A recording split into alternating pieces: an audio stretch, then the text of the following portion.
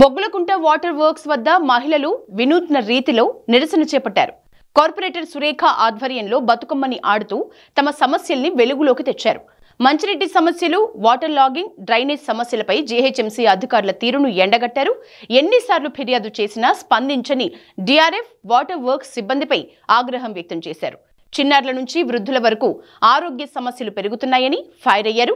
అనంతరం water works office కి తాళం వేసి నిరసన తెలిపారు.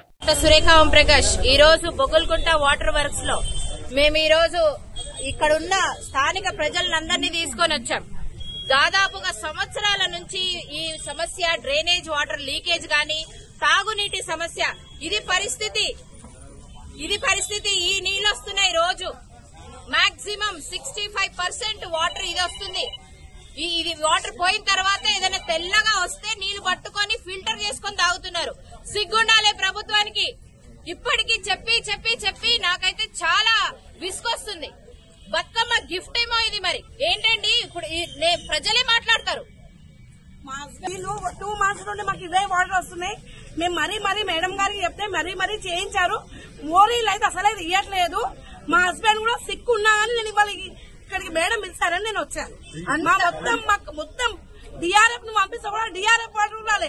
మాకు ఇంట్లో తినడానికి తిండి లేకున్నా మేము బతుకమ్మలు బాయ్ అని మొత్తం నిండిపోయింది. ఒక్క చుక్క నీళ్లు మాకు బయట కాలు పెట్టే స్థలం లేదు. చిన్న పిల్లలు పండుకోనికి స్థలం లేదు.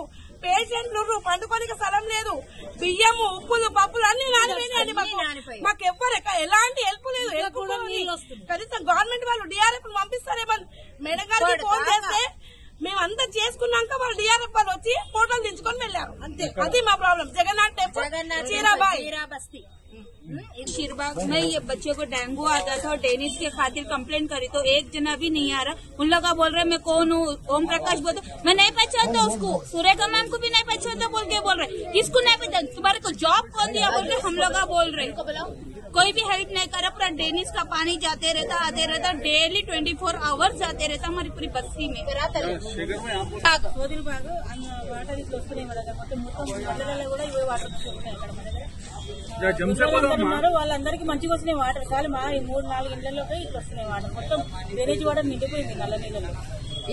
ఇట్లాగా ఇసామియా బజార్ లో, సుల్తాన్ బజార్ ఆల్మోస్ట్ 65% ఇళ్లలో ఇదే వాటర్ వస్తుంది. ఒక కార్పొరేటర్ గా ఎన్ని ప్రపోజల్స్ పెట్టాలనో, ఎక్కడెక్కడ రెక్టిఫికేషన్ అవసరమో, ఎక్కడెక్కడ ఏ పనులు చేయించాలో, రిపేర్ వర్క్ గానీ, కొత్త లైనింగ్ గానీ, ఇవన్నీ కూడా నేను ప్రపోజల్ చేసి పెట్టి 3 years నుంచి ₹1,00,00,000 ప్రపోజల్స్ ఇప్పటి వరకు పెండింగ్ పెట్టారు. ఎందుకు పెండింగ్ పెట్టారు? ఎవరు కూడా ఆన్సరబుల్ లేరు. మరి గత సంవత్సరం నుండి ఎండీ మారారు, డీసీ మారారు, ఇక్కడ ఈ వాటర్ వర్క్స్ డిపార్ట్మెంట్ లో ఏఈ మారారు, డీజీఎం మారారు, మారుతూనే ఉన్నారు. కానీ ఎక్కడ సమస్య అక్కడే ఉంది. మరి స్పెషల్లీ సుల్తాన్ బజార్ ఏరియాలో ఒక డీజీఎం లేదు, ఏఈ లేడు. ఎక్కడన్నా ఇట్లా ఉంటదా? ఇన్నిసార్లు ప్రతిసారి చెప్పినప్పటికీ కూడా ఇలా వినాలి, ఇలా వదిలేసేయాలి. ఎంతవరకు నేనైనా గమనూరుకుంటా? హాస్పిటల్స్ ఉన్న ప్లేసెస్ లో, బస్తీ దవాఖాన ఉన్న ప్లేసెస్ లో మురికి నీళ్లు. కొన్ని బస్తీలో అయితే పాపం నాకైతే వెళ్లడానికి కూడా సిగ్గనిపిస్తుంది.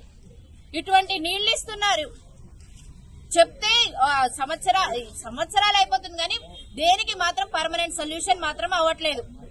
మరి అందుకే ఈ రోజు స్థానికులను ఎవరెవరైతే ఎఫెక్టెడ్, ఇంకా చాలా మంది రావాలి, ఎఫెక్టెడ్ గా ఎవరెవరైతే జబ్బుల పాలయ్యి హాస్పిటల్లో లక్షలు ఖర్చు పెట్టుకున్నారో వాళ్ళు ఇంకా రాలేదు. అందరికి మీ ద్వారా, మీ ఛానల్స్ ద్వారా ప్రభుత్వంకి సిగ్గు రావాలి. పెద్ద మాటలు చెప్పడం కాదు, కనీస నీటి సౌకర్యం కూడా మనం ప్రజలకు ఇవ్వకపోతే ప్రభుత్వం ఉండి ఎంత లేకంత.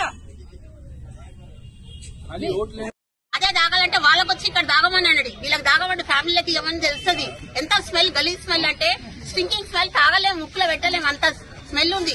ఇక్కడ ఎవరెవరు ఉన్నారో ఇన్ఛార్జ్, ఎవరైతే వాటర్ ఫిల్టర్, ఎవరు వాటర్ ట్యాంక్ లో ఎవరెవరు హెడ్ ఉన్నారు, ఎంటీ ఉన్నారు అన్న తాగమన్నాడు. తాపిస్తాం, ఆ నీళ్లు తాగమన్నాడు. టేస్ట్ చేసి చూడమన్నాడు. మేమేంటి టేస్ట్ చేయాలా? వేదలమే టేస్ట్ చేయాలా? వాడుకో టేస్ట్ చేయమన్నాడు. శాలరీ తీసుకుంటే సరిపోదు. ప్రతి ఒక్కరు చేయాలా పని నీతిగా. కాంగ్రెస్ ఏం చేస్తుంది? ఏం చేస్తలేదు. దేనికోసం అంత సిచ్యువేషన్స్ దేనికి పని చేస్తలేదు. పుట్టి పేరుకే యానివర్సరీ అన్ని చేసుకుంటున్నాడు కానీ దేనికి పని చేస్తలేడు రేవంత్ రెడ్డి.